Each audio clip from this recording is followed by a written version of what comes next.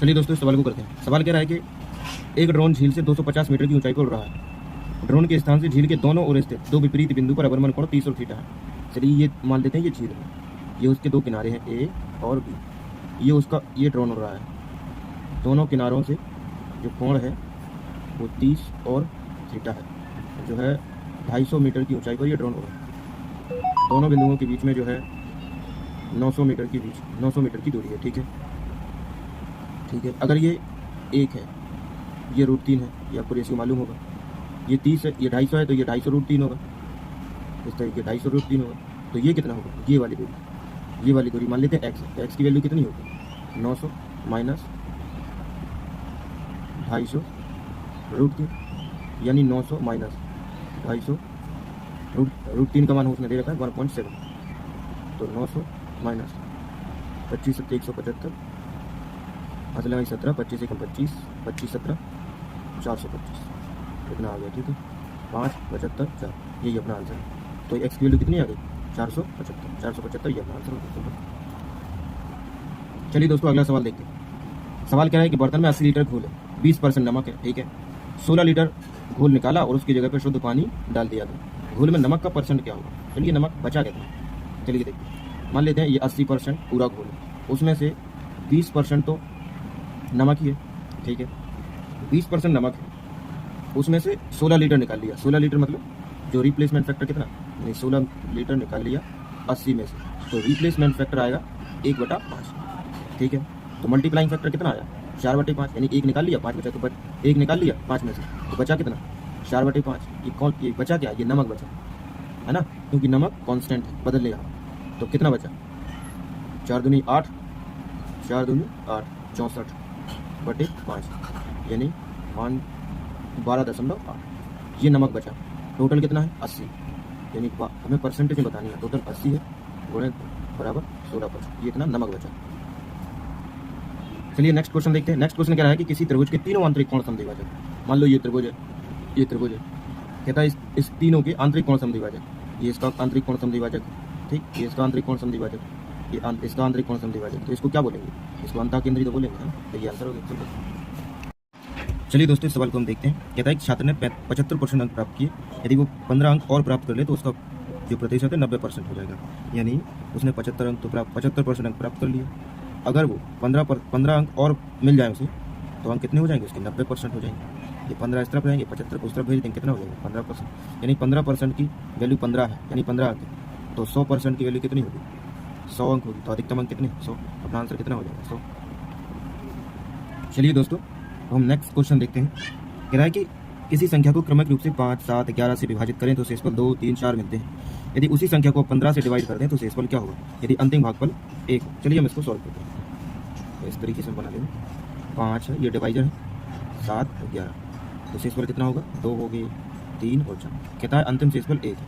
11 के हम 11 और 4 15, 15 7 105 और 3 108, 5 8 40 और 5 1 5, यानी 540। तो ये होगा 542। ये वो संख्या है। कहता है इसी संख्या को 15 से डिवाइड करना है। तो इसी संख्या को हम 15 से डिवाइड करते हैं। शेषफल कितना आएगा? 15 3 45, 9 बचे, 15 6 ये 2 के 15 6 90, कितना आ गया? शेषफल 2। ये आंसर होगा, ये अपना आंसर हो गया, ये अपना आंसर होगा। ठीक है, चलिए दोस्तों इस सवाल को हम सॉल्व करते हैं। कहता है 21 सेंटीमीटर त्रिज्या वाले एक गोले से 14 सेंटीमीटर त्रिज्या वाले 3 अर्धगोले काट दिए हैं। शेष गोले का आयतन बताओ। तो कहता है गोले यानी 4/3 बाई आर क्यू मतलब 21 का। इसमें से हमने 3 अर्धगोले काट दिए, 3, तो एक अर्धगोले का आयतन 2/3 बाई आर क्यू मतलब 14 का क्यूब। तो हमने यहाँ से कॉमन दे देते हैं। कॉमन क्या आ जाएगा? 2/3 बाई इंटू 7 का क्यूब, यहाँ कॉमन है। अंदर क्या बचा? 2 इंटू 3 का क्यूब, और यहाँ क्या बचा? 3 इंटू 2 का क्यूब। ये कितने होगा? 2/3 इंटू 22/7 इंटू 49 इंटू 7, 3 3 9, 3 3 9 7 ये 27 होगा, 17 2 27 दूनी 24, 8 होगा, 8 3 24, ये 24 होगा। कितना हो गया? ये 7 से 7 कैंसिल होगा, ये 44 होगा, 49/3, ये कितना होगा? ये 30, 30 से 30 10 बार में यानी लास्ट में जो भी आएगा 0 आएगा। ठीक है, ये 2 ऑप्शन में 0 है। ठीक है, इसको मतलब हमें सॉल्व करना ही पड़ेगा। ठीक है, हम सॉल्व करते हैं। फॉर एग्जाम्पल मान लेते हैं ये 50 है, 50 का गुणा कर दो, 5 चौके 20, 5 चौके 20, 22 होगा। तो हमने और ये 10 का गुणा था ही पहले से, तो ये अपना आंसर हो गया सिंपल 21,560। चलिए दोस्तों नेक्स्ट सवाल देखते हैं। कहता है ये हमें एक इक्वेशन दी गई है और कहता है 6 into 1/a plus 1/b plus 1/c की वैल्यू बताओ। चलो हम करते हैं। हम ए को क्या करेंगे, इसको ए को अलग अलग इसमें डिवाइड कर देंगे। तो ये तो अकेला 11a हो जाएगा, 11 अकेला हो जाएगा, ये हो जाएगा 9/a।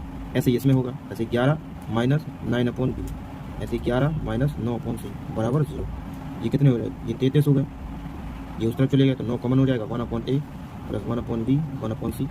ये कितना होगा, 3 कम 3 11/3 1/a plus 1/b plus 1/c। हमसे क्या चाहिए, हमसे कह रहा 6 इंटू 1/a प्लस 1/6, यानी दोनों, तो हम दोनों में 6 का गुणा कर देंगे। 3 दूनी 6 22 हमारा आंसर आ जाएगा। चलिए दोस्तों सवाल को सॉल्व करते हैं। कह रहा है कि परीक्षण की सफलता की संभावना 4/7, यानी 4/7 सफल होने की संभावना और 3/7 फेल होने की संभावना होगी। ठीक है, 6c2 ये 2 बार ही दोहराया गया है सफल होने के लिए। इसकी पावर 2 हो जाएगी क्योंकि 2 बार सफल हुए हैं, तो 4 बार फेल हुए होंगे सिंपल। ये अपना आंसर हो जाएगा, इस पर ये 4 होगा। चलिए दोस्तों इस सवाल को सॉल्व करते हैं। कहता है किसी डेटा का मानक विचलन 4.8 है और डेटा के प्रत्येक मान में 4 से भाग करें तो नया प्रसरण कितना होगा। चलिए पहले इसके पीछे का कंसेप्ट समझते हैं।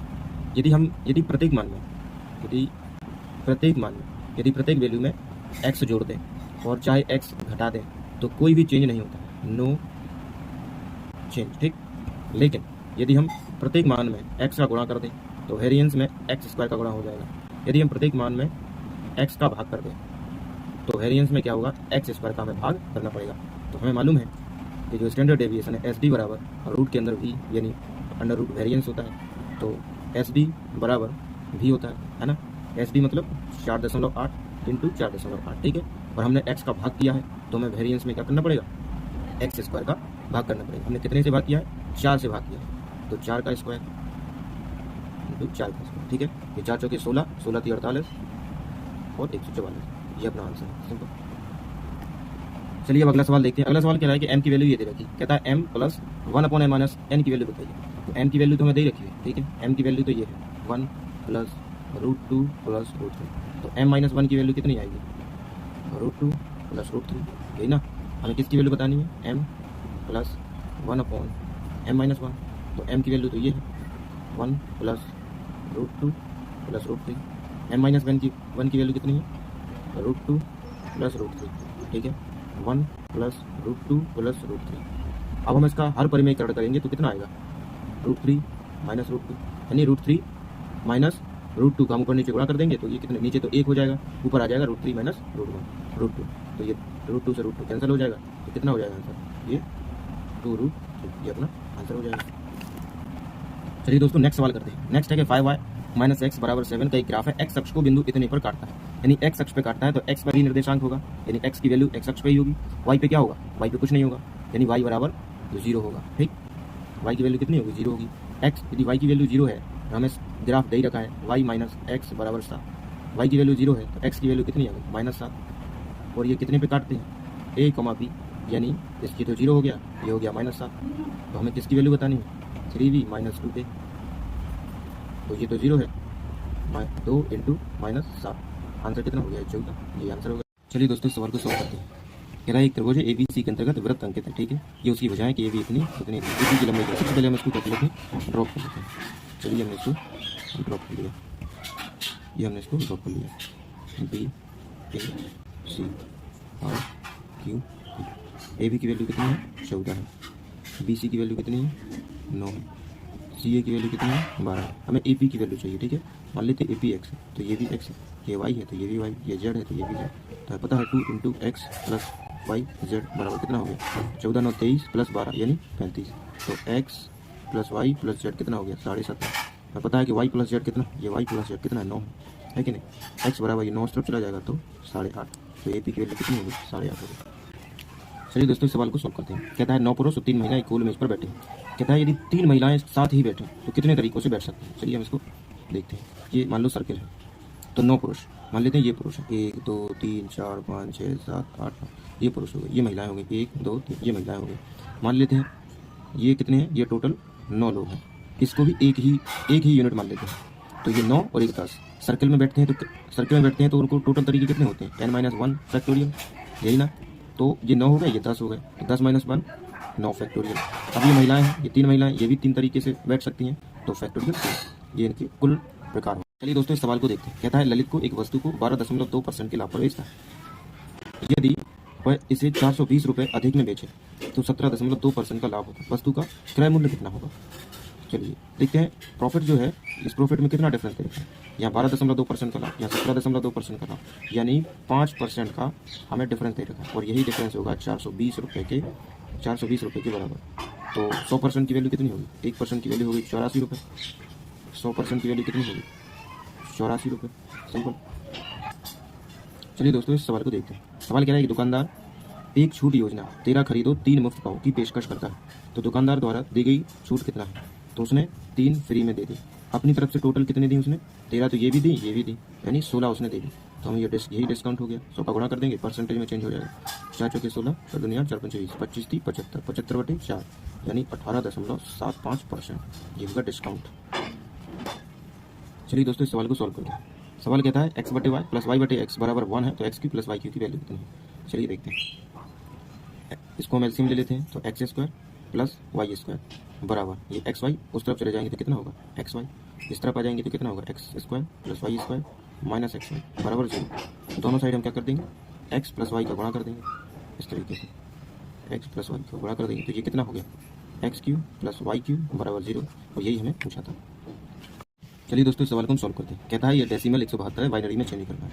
क्या करना है, इसका सबसे पहले लासा लेना है। इस तरीके से इनको लिख लेना है, ठीक है। इस तरीके से 2 से ने डिवाइड करना शुरू कर दो। 2 8 16, 2 6 12, रिमाइंडर कितना बचा 0। 2 चौके 8, 2 3 6, रिमाइंडर कितना बचा 0। 2 दूनी 4, 2 1 2, रिमाइंडर 1। 2 1 20, रिमाइंडर 1। 2 पंचे 10, रिमाइंडर 0। 2 दूनी 4, रिमाइंडर 1। 2 1 2, रिमाइंडर 0। अब इसका भाग तो जाएगा नहीं, तो रिमाइंडर आएगा 1। इसको हम उल्टा लिख देंगे। उल्टा कैसे लिखेंगे, 1 0 1, इसको मतलब उल्टा लिख देंगे पूरा इतना यहाँ तक। 1 0 1, फिर से 0 1 1 0 0। ये अपना आंसर हो गया, सिंपल। चलिए दोस्तों, सवाल को सॉल्व करते हैं। सवाल क्या था, वितरण का माध्य और माध्यिका 28 और 25 है। मानक विचलन यानी SD जो दे रखा है वो 10 दे रखा है, और जो कार्ल पियर्सन यानी SK, इसका हमें इस फॉर्मूले से हमें इसकी वैल्यू पता करनी है। तो S के बराबर सूत्र क्या होता है, 3 × मीन माइनस मीडियन बटे SD। तो 3 × मीन कितना है 28, मीडियन कितनी है 25 बटे, और ये SD कितना, SD है 10, यानी मानक विचलन 10 है। ये 3 बचा, 3 करना 0.9, ये अपना आंसर। चलिए नेक्स्ट क्वेश्चन देखते हैं। कहता है 2.1 की दौड़ में A 120 सेकंड में और B 210 सेकंड में दौड़ पूरी कर लेता है। यानी जो टाइम है, A का जो टाइम है, टाइम का जो रेशियो होगा 120/210 है, क्योंकि डिस्टेंस तो फिक्स है। तो जो स्पीड का रेशियो होगा वो होगा 7 × 21 3 चौके 12। अब कहता है A B को कितनी दूरी के अंतर से हराता है। यानी A ने 7 यूनिट की वैल्यू 2.1 किलोमीटर है। कितनी दूरी से हराया, 3 यूनिट की अंतर से हराया। तो 3 यूनिट की वैल्यू कितनी होगी, 3 यूनिट की वैल्यू होगी बटे 7 × 3, यानी 7 × 21 यानी 0.9 किलोमीटर मीन्स 900 मीटर। ये आंसर। चलिए दोस्तों, इस क्वेश्चन को सॉल्व करते हैं। कह रहा है एक वृत्त है जिसका केंद्र ये है और ये एक रेखा है 6x + 8y - 5 बराबर 0 स्पर्श करती है। चलिए पहले ड्रॉ कर लेते हैं वृत्त को। ये वो स्पर्श रेखा है, इसका समीकरण हमें दे रखा है 6x + 8y - 5 बराबर 0। कहता है एक वृत्त है, एक इसका केंद्र है, केंद्र कितना है 5,7। ठीक है, हमें ये त्रिज्या ज्ञात करनी है। त्रिज्या कैसे निकालेंगे हम, ax1 + by1 + c बटे a² + b² रूट के अंदर।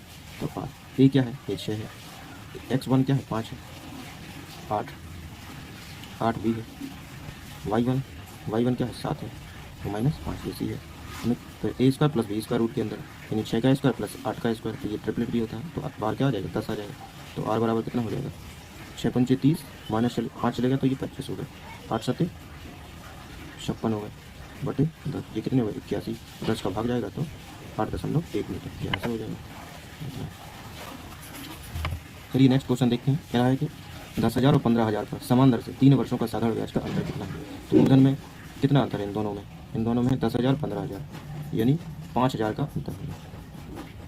5,000 के में अंतर है 3 वर्षों में त्रिज्या मान लो r है, तो 3r/100, अंतर कितना है 900।